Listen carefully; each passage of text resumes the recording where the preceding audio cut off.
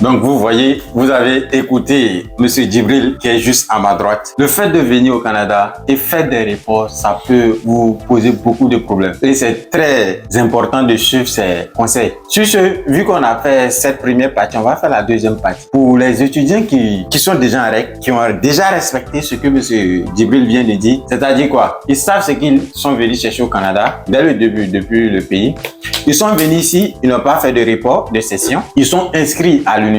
Mais pour pouvoir s'inscrire, l'université demande des documents avec les autres trucs pour pouvoir t'intégrer au Canada. Donc, on va poser la question à Monsieur Djibril. Monsieur Djibril, ma première question est que pour les étudiants qui viennent d'arriver, ils respectent tout ça, ils veulent commencer. Quel est le premier document, la première démarche à faire pour être en règle? Quand un étudiant il arrive, le document le plus important, je pense que ça sera la NAS en fait. Le numéro d'assurance sociale.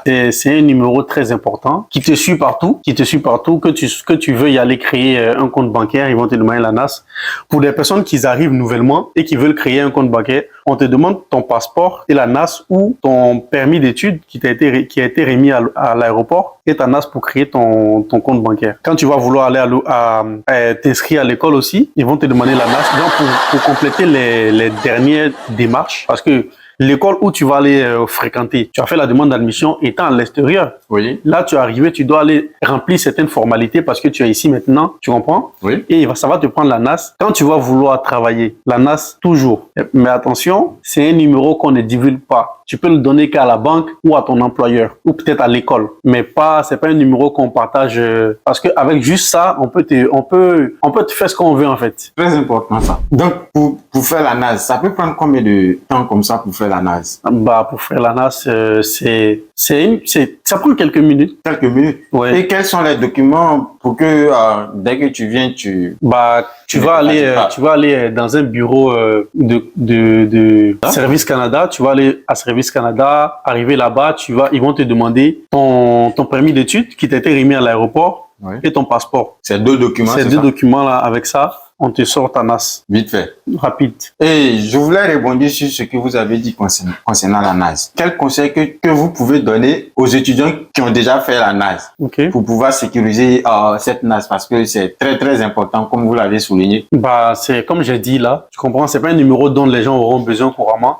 C'est plus la banque, en tout cas la banque, ton école et le travail. Hormis ça, je sais pas qui va t'appeler et puis va te dire c'est quoi ta NAS, ça, je sais pas. Mais c'est plus ces trois choses-là que je te dis. Ton école, ton travail, surtout le travail. Si par exemple tu cherches du travail en ligne, vu que c'est plus courant ici, et un employeur t'appelle au téléphone ou bien il t'envoie un formulaire pour pouvoir remplir que de donner ton NAS, alors que vous vous êtes vu seulement qu'en ligne. Est-ce que je peux donner? Là c'est compliqué parce que ça dépend vraiment de cet employeur-là. Mais normalement, un employeur n'est pas censé te demander ta NAS comme ça. À moins que ce soit un travail, un emploi de télétravail où ils n'ont pas de siège et que vous êtes obligé de faire tout en ligne en fait. Sinon, dans le sens où c'est un emploi qui a un siège et que, admettons, chaque matin tu vas te lever pour te rendre au travail, normalement, si l'entrevue doit se faire, admettons, sur peut-être les trucs, je sais pas, sur FaceTime, admettons, si vous faites l'entrevue sur FaceTime, les documents, tu vas soit les envoyer par courriel ou soit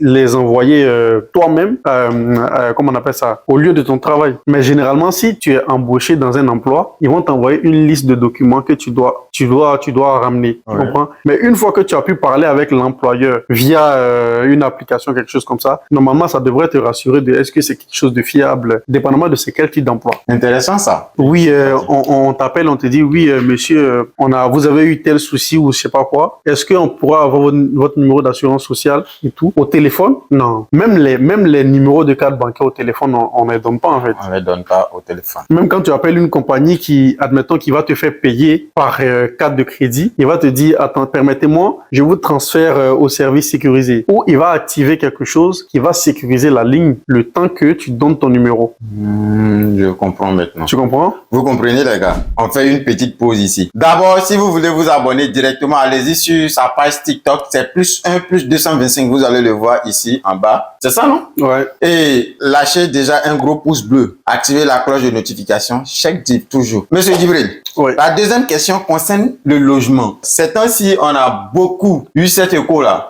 que affaire de logement, affaire de maison est devenue très difficile ici à Montréal et la maison est devenue très chère, surtout au Québec. Qu'est-ce que tu peux dire aux nouveaux arrivants ou bien pour ceux qui ont déjà entamé leur procédure pour venir au Canada concernant ce fléau-là? Déjà, pour ce qui concerne les logements et tout, ce fléau-là existe parce que, certes, plus le temps passe, plus on devient nombreux. Ouais. À chaque rentrée scolaire, il y a peut-être il va dire des milliers d'étudiants qui rentrent au Canada. Est-ce que tu comprends? Ouais. Donc, on est beaucoup plus figé sur cette zone-là qui est la zone de Montréal par rapport aux autres villes. Mais cette pénurie de logements-là, c'est plus dans la zone de Montréal. Ça existe peut-être dans les autres endroits et tout, mais Montréal, c'est Montréal qui est vraiment plus chargé. Donc, c'est pas le Québec complet, c'est Montréal. Non, c'est pas Québec complet parce qu'il y a des zones où tu peux avoir des appartements, c'est pas difficile à avoir, mais c'est des zones où tu ne peux pas y être et puis fréquenter à Montréal parce que c'est loin. Tu pourras pas quitter là-bas pour te rendre à Montréal, à moins que tu aies que des cours en ligne en fait. Mais ce qui serait plus rentable pour des étudiants, c'est d'oublier même le côté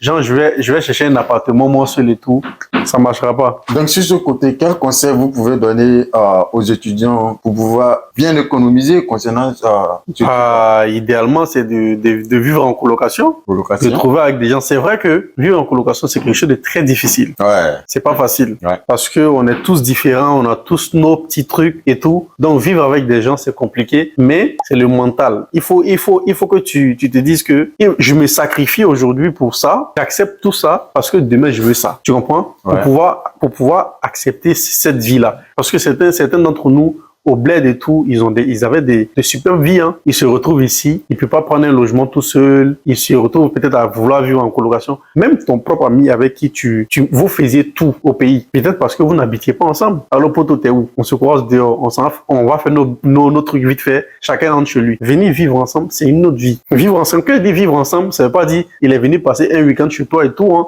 C'est-à-dire, vous avez décidé de rester ensemble pendant tout le temps. Là, vous allez voir d'autres facettes de vous-même maintenant.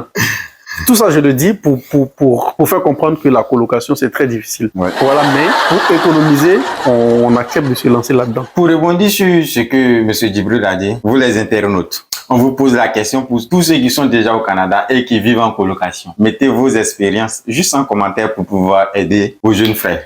On continue avec l'interview. M. Djibril. Yes. On a parlé de la NAS, on a parlé du logement. Ça, c'est 2 points cruciaux qui vont aider les étudiants à pouvoir bien s'intégrer. Parce que sans ça, tu peux rien faire au Canada. La troisième des choses, pour rester connecté dans la vie de tous les jours, surtout au Canada ici, qu'est-ce que l'étudiant qui vient d'arriver, il doit faire?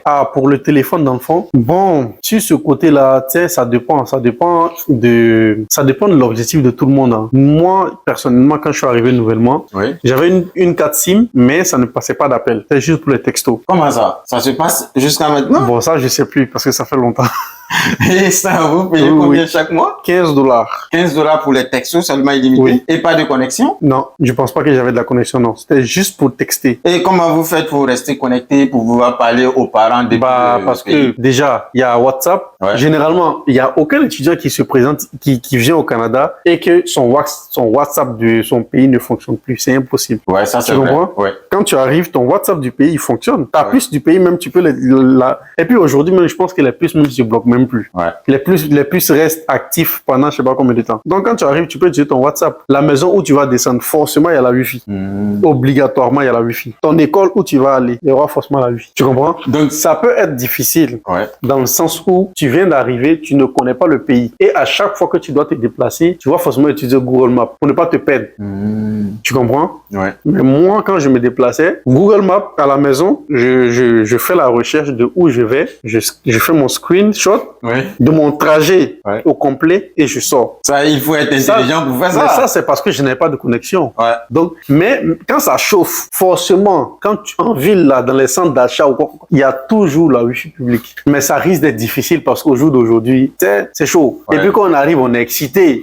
On a envie d'appeler avec un numéro +1. Oui, on a envie d'appeler. Le numéro n'a qu'à s'afficher plus 1. Dès qu'on arrive même là, il y a changé de WhatsApp, hein, mon WhatsApp là, moi, mon nouveau WhatsApp. Un nouveau téléphone. Voilà, tu connais, déjà, on veut, tu vois, non, on est plus à Babi, on est plus dans notre pays, on est sorti, donc on veut montrer qu'on n'est plus là, quoi. Donc, mais sinon, quand tu n'es pas en activité, ça sert à rien parce que c'est quelque chose là. Une fois que tu rentres là-dedans, tu prends un numéro téléphonique, c'est à vie. Ça que dire aussi, tu vas tout le temps payer ça par mois. Hein. Ça veut dire c'est ta première charge que tu viens de porter comme ça. Donc, ici, la carte SIM, on le paye chaque fin du mois, c'est ça? Chaque fin du mois. Même si tu n'utilises pas. Même si tu n'utilises pas. Et il n'y a pas de pause. Admettons, j'ai ma carte SIM que j'utilise. Je vais par exemple en Côte d'Ivoire pendant 2 mois par exemple. Je ne veux pas dire non qu'à faire une pause parce que je ne serai pas là. Hein. Soit je peux fermer le dossier. Quand je reviens, je prends un autre numéro. Ou soit je garde et puis je paye. Mais ça, c'est dangereux parce que quand tu fermes et puis tu prends un autre numéro, alors que tu as donné ton numéro à la NAS pour créer... Ouais, tu as donné ton numéro à plusieurs endroits comme ton établissement, comme pour postuler dans le travail, plein de choses. Tu comprends? Donc, c'est difficile de changer de numéro, mais il n'y a pas de pause. Tu es obligé de garder le numéro aussi. Les seuls trucs où on peut faire des pauses, je pense que c'est plus sur les forfaits Internet ou télévision, des choses comme ça. Mais le cellulaire... Impossible. Quel conseil que vous pouvez donner aux nouvelles arrivants qui viennent d'arriver concernant la carte SIM, la connexion, les nouveaux téléphones à crédit?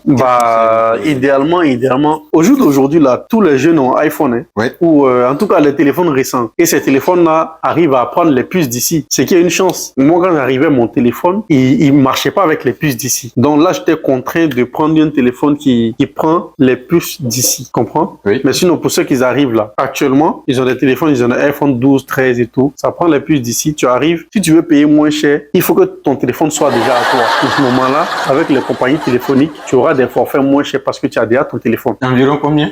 Ça dépend. Peut-être, au jour d'aujourd'hui, il y a des gens qui arrivent à avoir peut-être les 50 gigs à $35, $30. Hein. Mais il faut que tu magasines, il faut que tu cherches parce qu'il y a beaucoup de compagnies. Ouais. Tu dois magasiner. Et puis bon, c'est ça quoi. Maintenant, on va passer à la dernière question avant de clore cette vidéo avec M. Djibril. Monsieur Djibril, que devrait faire un nouvel arrivant, un étudiant qui vient d'arriver, selon vous, en fonction de votre expérience, Monsieur Djibril, pour pouvoir s'intégrer plus facilement à la vie canadienne? Bon, déjà, ça dépend du milieu qu'on va fréquenter. Moi, bon, jusque-là, tu sais, le Québécois, il est différent, hein. Oui. Le Québécois, genre, juste comprendre ce qu'un Québécois te dit, ça demande beaucoup. La langue. Oui, juste là. C'est le français, mais c'est un français différent. C'est comme quelqu'un qui quelqu'un qui est en France, et puis se retrouve, admettons, en Côte d'Ivoire. Tu comprends? Une personne qui quitte en France, qui retourne en Côte d'Ivoire, quand l'Ivoirien va être en train de parler son noussi, il sera perdu. Il va poser la question, il va comprendre des mots en français dedans, mais il y a des parties où il va rien comprendre. C'est pareil, le Québécois. Il y a des parties, c'est purement français, mais il y a des parties, tu vas rien comprendre. Mais pour pouvoir mieux comprendre ce que les Québécois disent, certes, au journal télévisé, admettons, les journalistes essaient de se mettre au milieu pour que tous ceux qui écoutent le journal arrivent à comprendre ce qu'ils disent. Mais tu peux regarder des émissions, des choses comme ça, ce qui va te permettre de pouvoir capter ce qu'un Québécois dit en fait. Tu vois? Parce qu'on est quand même au Québec, il faut que tu comprennes. Tu vois ce que je veux dire? Absolument. Il faut que tu comprennes un peu. Pour s'intégrer. Voilà, il faut qu'on s'intègre, voilà. Merci beaucoup, Monsieur Djibril, pour toutes ces précieuses informations. De rien. Si vous voulez avoir plus d'informations sur le Canada avant de venir, c'est le lieu. Check Div, abonne-toi, active la cloche de notification et puis je vous dirige directement sur TikTok. Allez-y vous abonner sur son compte, +1 +225, toujours la Côte d'Ivoire. Et puis sur TikTok, je suis là aussi, Check Div. Voilà, pour avoir plus d'informations sur le Canada.